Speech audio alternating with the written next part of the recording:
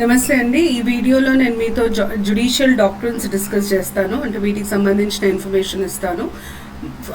ఈ judicial doctrines అన్న topic మీకు చాలా చాలా ఇంపార్టెంట్. దాని మీద బేసిక్గా క్వశ్చన్స్ ఎట్లా వస్తాయంటే, ఒక డాక్టర్ని ఏ కేస్ లాలో ప్రతిపాదించడం జరిగింది, దాని తర్వాత ఆ డాక్టర్ని దేనికి సంబంధించింది, అంటే రాజ్యాంగంలో ఏదైనా ఆర్టికల్కి సంబంధించి ఉంటే, లేకపోతే ఏదైనా రాజ్యాంగ వ్యవస్థకి సంబంధించి ఉంటే దాని గురించి అడుగుతారు. ముందు దీని మీద వచ్చిన క్వశ్చన్ గ్రూప్ 4లో డిస్కస్ చేస్తాను. గ్రూప్ 4లో ఫస్ట్ మ్యాచ్ ద ఫాలోయింగ్ అడిగారు. 4 ఆప్షన్స్ ఇచ్చి ఇవి దేనికి సంబంధించినవి అని అడిగారు. Doctrine of pleasure first, curative petition second, privileges third, supervisory jurisdiction 4. Doctrine of pleasure అన్నది ఎగ్జిక్యూటివ్కి సంబంధించింది. డాక్ట్రిన్ ఆఫ్ ప్లెజర్ అర్థం ఏంటంటే, ఎప్పుడైతే ఒక వ్యక్తిని ఒక పదవికి నియమిస్తారో ఆ వ్యక్తి ఆ పదవిలో ఇంత పదవీ కాలం ఉంటుంది అని చెప్పడం జరిగితే డాక్ట్రిన్ ఆఫ్ ప్లెజర్ వర్తించదు. అంటే వాళ్ళకి పదవీ భద్రత ఉన్నట్టు, సెక్యూరిటీ ఆఫ్ టెన్యూర్ ఉన్నట్టు. కానీ ఒక వ్యక్తిని ఎప్పుడైనా తీసేయచ్చు. ఆ తీసేయడానికి ఒక ప్రొసీజర్ ఉండదు, ఒక కారణం అవసరం లేదు అన్నప్పుడు డాక్ట్రిన్ ఆఫ్ ప్లెజర్ వర్తిస్తుంది. ఉదాహరణకి గవర్నర్ రాష్ట్ర గవర్నర్ని అపాయింట్ చేసేది ప్రెసిడెంట్, రాష్ట్రపతి అపాయింట్ చేస్తారు. కానీ రాష్ట్రపతి గవర్నర్ని ఎప్పుడైనా ఏ కారణం లేకుండానైనా తీసేయచ్చు. ఎందుకంటే governor holds office during the pleasure of president. So ఇట్లా మీకు దేనికి సంబంధించిన ఒక 10 డాక్ట్రిన్స్ ఉంటాయి. ఆ డాక్ట్రిన్ పేరు, కేస్ నేమ్, కొంచెం బ్రీఫ్గా దాని ఎక్స్ప్లెనేషన్, కాన్స్టిట్యూషన్లో ఏ ఆర్టికల్కి సంబంధించింది చెప్తాను.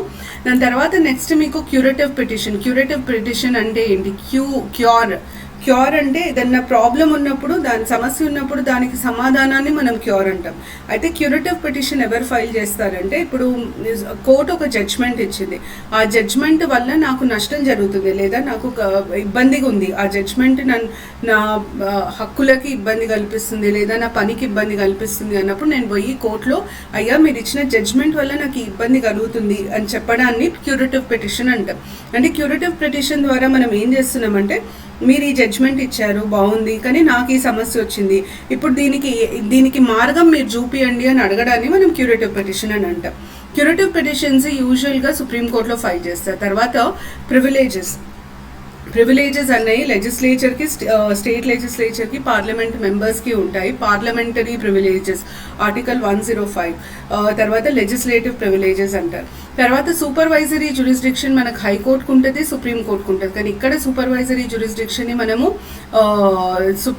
హైకోర్టుకి అందిస్తాము. కారణం, సూపర్వైజరీ జ్యూరిస్డిక్షన్ హైకోర్టుకి ఇవ్వడానికి మెయిన్ రీజన్ ఏంటి అంటే, హైకోర్టుకి మనకి స్టేట్లో ఉన్న మిగతా కోర్ట్స్ ఏవైతే ఉంటాయో వాటి మీద సూపర్వైజ్ చేసే అధికారం హైకోర్టుకు ఉంటుంది. సో ఇవి ఆప్షన్స్. ఎనీవేస్ మనం డాక్ట్రిన్స్ గురించి మాట్లాడదాం. ముందు డాక్ట్రిన్ అంటే ఏంటి? ఇప్పుడు కాన్స్టిట్యూషన్లో అన్ని ప్రొవిజన్స్ చాలా క్లియర్గా ఎక్స్ప్లెయిన్ చేయడం వీలు కాదు. కొన్నిసార్లు రాజ్యాంగంలో కొన్ని చెప్పి సగం వదిలేస్తారు, అంటే మొత్తం పూర్తిగా ఇవ్వడం వీలు కాదు. తర్వాత దాని మీద ప్రశ్నలు వస్తాయి. ఆ ప్రశ్నలు వచ్చినప్పుడు నాకు దీనికి సమాధానం అర్థమైతలేదు, నేను ఏం చేయాలి అనుకున్నప్పుడు మనం ఎప్పుడు ఏం చేస్తామంటే సుప్రీంకోర్టుకి వెళ్తాం. ఎందుకంటే రాజ్యాంగాన్ని అనువాదించి మనకి దాని అర్థము, అది ఎట్లా మనం ఫాలో అవ్వాలి అని చెప్పే పవర్ సుప్రీంకోర్టుకి, హైకోర్టుకి అంటాం. దాన్నే మనం జ్యుడిషియల్ రివ్యూ అని అంటాం. జ్యుడిషియల్ రివ్యూ ద్వారా ఉన్న కొత్తగా వచ్చిన ఏదైనా చట్టం కానీ, సవరణ కానీ, దానివల్ల రాజ్యాంగంలో ఉన్న ప్రొవిజన్స్ ఏమైనా వయలేట్ అవుతున్నాయా లేదా అని చెక్ చేస్తుంది కోర్టు. ఈ జ్యుడిషియల్ రివ్యూలో ఇంటర్ప్రిటేషన్ ఆఫ్ కాన్స్టిట్యూషన్ జరుగుతుంది. ఇంటర్ప్రిటేషన్ అంటే రాజ్యాంగంలో ఏమిచ్చారు, దాని లిమిట్ ఎంతవరకు ఉంటుంది, దాన్ని మనం ఎలా పాటించాలి, ఇవన్నీ మనకి వివరించి చెప్పే పవర్ సుప్రీంకోర్టుకి, హైకోర్టుకు ఉంటుంది.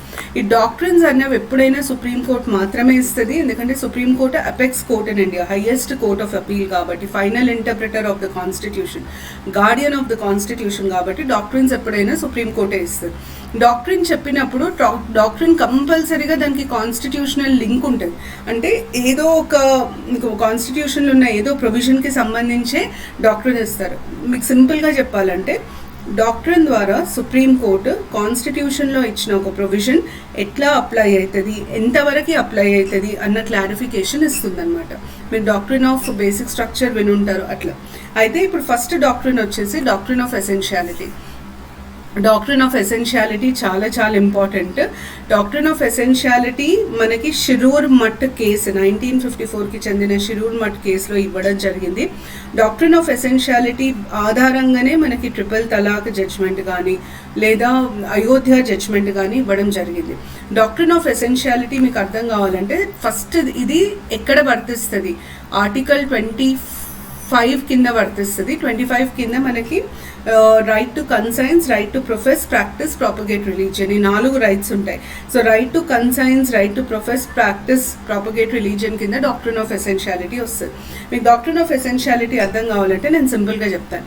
ఇవి ఫండమెంటల్ రైట్స్, ఇవి మన ప్రాథమిక హక్కులు. ఇది ఒక కస్టమ్, మనము మతం కింద పాటించే ఒక నియమాన్ని. ఈ కస్టమ్ మన ఫండమెంటల్ రైట్స్ వయోలేట్ చేస్తే మనం కస్టమ్కి ఎక్కువ ఇంపార్టెన్స్ ఇవ్వాలా, ఫండమెంటల్ రైట్స్కి ఎక్కువ ఇంపార్టెన్స్ ఇవ్వాలా? ఉదాహరణకి మనకు ట్రిపుల్ తలాక్ ఉంది. ట్రిపుల్ తలాక్ అన్నది right to equality, article 14 right to equality, right to life with dignity, వీటిని వయోలేట్ చేస్తుంది అన్నది ఆరోపణ. అయితే మనం 1421కి ఎక్కువ ఇంపార్టెన్స్ ఇవ్వాలా, ట్రిపుల్ తలాక్ ఎక్కువ ఇంపార్టెన్స్ ఇవ్వాలా అన్న ప్రశ్న ఎత్తినప్పుడల్లా సుప్రీంకోర్టు డాక్ట్రిన్ ఆఫ్ ఎసెన్షియాలిటీని యూజ్ చేస్తుంది. అంటే డాక్ట్రిన్ ఆఫ్ ఎసెన్షియాలిటీ ద్వారా సుప్రీంకోర్టు ఏం చేస్తుంది అంటే ఈ కస్టమ్ ఏదైతే ఉందో ఇది ఆ రిలీజియన్కి కంపల్సరీయా, అంటే అది పాటిస్తేనే ఆ వ్యక్తి ఆ మతానికి చెందినవాడు అని గుర్తింపబడతాడా లేదా, ఒకవేళ అది పాటించకపోయినా ఆ వ్యక్తి ఆ మతానికి చెందిన వాడిలాగా గుర్తింపబడితే అప్పుడు వీటికి ఎక్కువ ఇంపార్టెన్స్, అంటే ఫండమెంటల్ రైట్స్కి ఎక్కువ ఇంపార్టెన్స్ వస్తుంది. కానీ ట్రిపుల్ తలాక్ ఈ కస్టమ్ ఇన్వాలిడ్ అవుతుంది. అంటే బేసిక్ ఐడియా ఏంటంటే ప్రాథమిక హక్కులని ఏ రకమైన కస్టమ్ కానీ, ప్రాక్టీస్ కానీ, ట్రెడిషన్ కానీ ఉల్లంఘించడానికి వీల్లేదు. ఎందుకంటే మీరు చూడండి, అంటరానితనం, సతీ ప్రథ, ఇవన్నీ కస్టమ్స్ పేరు మీద ఫండమెంటల్ రైట్స్ వయోలేట్ అవ్వకూడదు. సో అందుకనే ఎప్పుడైతే కస్టమ్కి రైట్కి కాన్ఫ్లిక్ట్ వస్తుందో అప్పుడు కస్టమ్ ఎంత ఇంపార్టెంట్ ఆ రిలీజియన్లో, ఆ కస్టమ్ ప్రాక్టీస్ చేస్తేనే ఆ రిలీజియన్ అని అనిపించుకుంటామా లేదా అన్నది సుప్రీంకోర్టు గమనించుకుంటుంది.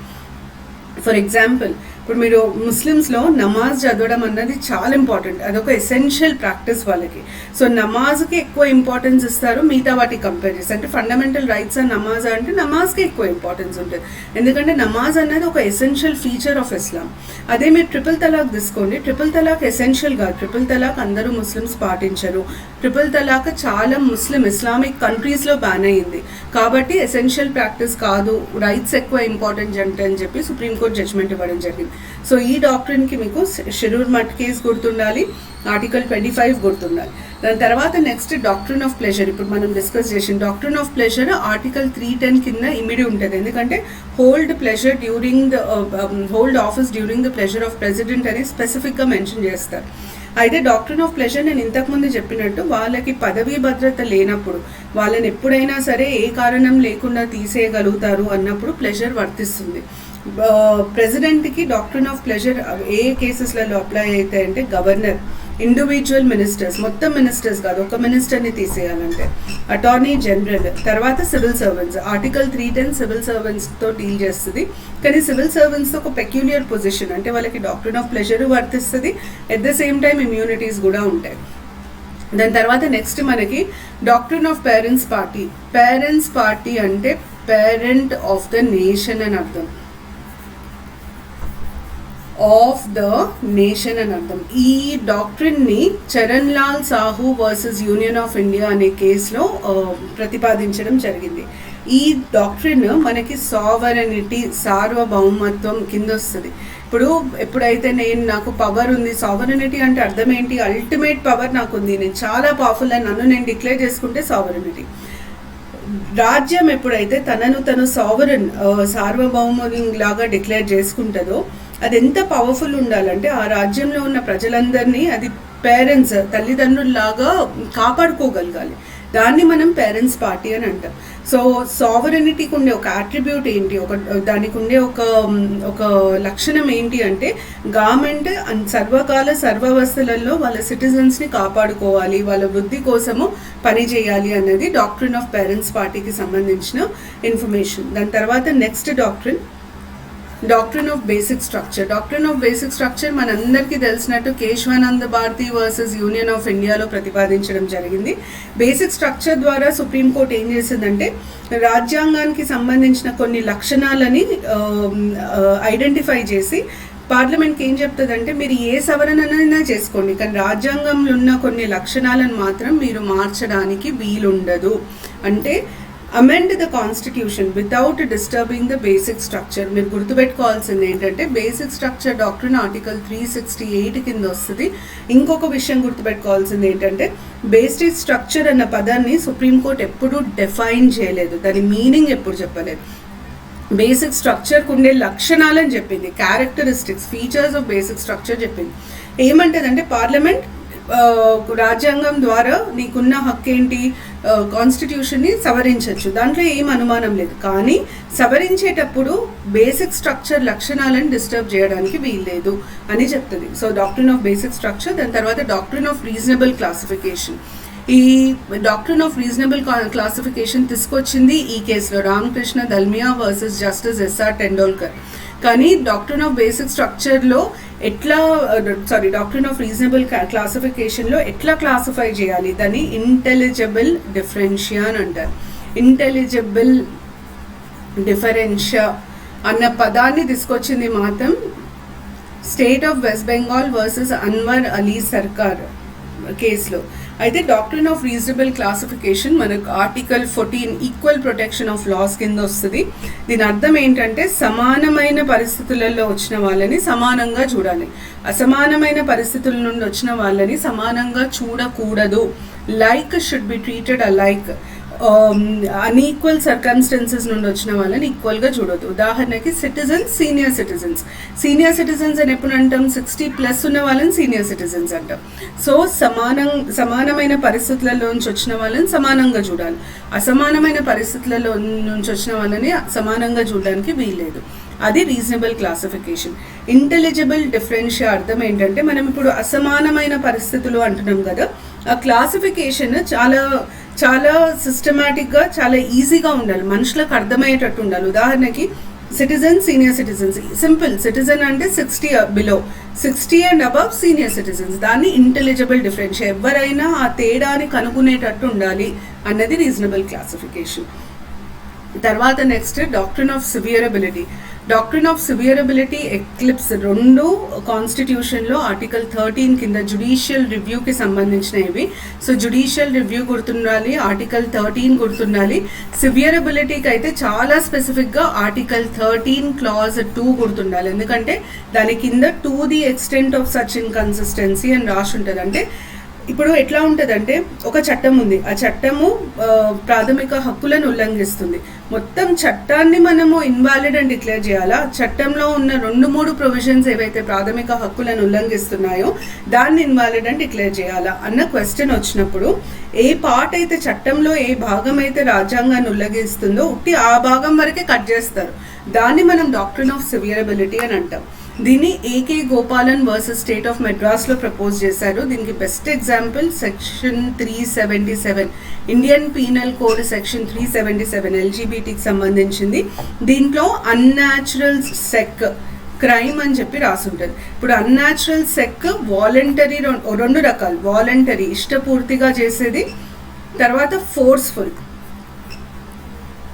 అయితే సుప్రీంకోర్టు ఏం చేసింది అంటే నవ్దీప్ సింగ్ జోహర్ కేసులో unnatural sex forceful voluntary invalid అని చెప్పింది. ఫోర్స్ఫుల్ ఇంకా ఉంది, సెక్షన్ 377 ఈ రోజుకి కూడా ఇండియన్ పీనల్ కోడ్లో ఉంది. కానీ forceful unnatural sex is punishable, voluntary unnatural sex is not punishable. Force ఉండకూడదు. అట్లా ఏ భాగం అయితే వయలేట్ చేస్తుందో ఫండమెంటల్ రైట్స్ని కానీ కాన్స్టిట్యూషన్ని కానీ దాన్ని మాత్రమే కట్ చేయడాన్ని మనం డాక్ట్రిన్ ఆఫ్ సివియరబిలిటీ అంటాం. ఇప్పుడు మనం తీసేసాం. ఉదాహరణకి వాలంటరీ అన్యాచురల్ సెక్ ఇన్వాలిడ్ అని చెప్పి సుప్రీంకోర్టు చెప్పింది. ఇప్పుడు దీన్ని ఐపీసీలో ఉంచాలా తీసేయాలా అన్న ప్రశ్న వచ్చినప్పుడు సుప్రీంకోర్టు ఏమంటదంటే ఉండనివ్వండి. వాలంటరీ అన్యాచురల్ సెక్ అన్నది ఇంకా ఐపీసీలో ఉండనివ్వండి. ఎట్లాగో దాన్ని మనం ఫాలో అవ్వం, ఎందుకంటే సుప్రీంకోర్టు ఒక్కసారి ఇన్వాలిడ్ అని చెప్పిన తర్వాత అది ఇంకా అప్లై అవ్వదు. సో వాలంటరీ అన్యాచురల్ సెక్ అన్నది ఉండనియండి. దాన్ని ఎందుకు తీసేస్తాం? దాన్ని తీసేయాల్సిన అవసరం లేదు, ఎందుకంటే అది ఎక్లిప్స్ అయిపోతుంది. ఎక్లిప్స్ అర్థం ఏంటిది? గ్రహణం పడుతుంది. గ్రహణం పట్టడం అంటే ఇంకా అది విజబుల్ ఉండదు, దానికి ఏ రకమైన ఫోర్స్ ఉండదు, దాన్ని ఎవ్వరూ పాటించాల్సిన అవసరం లేదు. అది ఉన్నా ఒకటే లేకపోయినా ఒకటే. సో అట్లాగే చట్టంలో ఉండనివ్వండి అంటారు. దాన్నే మనం డాక్ట్రిన్ ఆఫ్ ఎక్లిప్స్ అని అంటాం. Doctrine of eclipse Bhikaji Narain versus State of ఎంపీలో ప్రపోజ్ చేయడం జరిగింది. ఇది కూడా ఆర్టికల్ 13 జ్యుడిషియల్ రివ్యూకి సంబంధించింది. ఎప్పుడైనా గుర్తుపెట్టుకోండి, ముందు సివియరబిలిటీ, తర్వాత ఎక్లిప్స్ ఉంటుంది. దాని తర్వాత నెక్స్ట్ మనకి డాక్ట్రిన్ ఆఫ్ హార్మోనియస్ కన్స్ట్రక్షన్. దీన్ని శంకరీ ప్రసాద్ కేసు అని అంటారు. ఈ కేసులో ప్రతిపాదించడం జరిగింది. హార్మనీ అంటే పీస్, శాంతి. కన్స్ట్రక్షన్ అంటే అర్థం చెప్పడం. సో హార్మోనియస్ కన్స్ట్రక్షన్ అర్థం ఏంటి?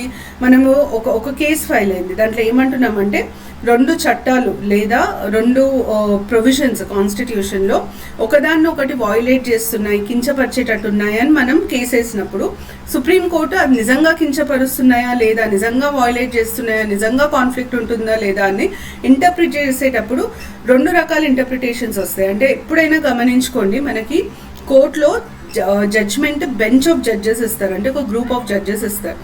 బెంచ్ జడ్జ్మెంట్ ఇచ్చినప్పుడు ఆ బెంచ్లో ఒకరు డిసెంటింగ్ జడ్జ్మెంట్, అంటే మెజారిటీ చెప్పింది జడ్జ్మెంట్ అవుతుంది. మెజారిటీ నుండి భిన్నంగా జడ్జ్మెంట్ ఇచ్చినప్పుడు మనం డిసెంటింగ్ జడ్జ్మెంట్ అని అంటాం. అయితే ఇంటర్ప్రిటేషన్ అప్పుడు, ఒక కేసు ఉన్నప్పుడు ఫైనల్ జడ్జ్మెంట్ మీద కూర్చున్నప్పుడు జడ్జెస్ ఒకరేమో లేదు నో కాన్ఫ్లిక్ట్ అని చెప్పి జడ్జ్మెంట్ ఇస్తారు, అంటే వాళ్ళ ఒపీనియన్ నో కాన్ఫ్లిక్ట్. ఓకే, ఇంకా మిగతా ఇంకొక ఒపీనియన్ ఏముంటుంది?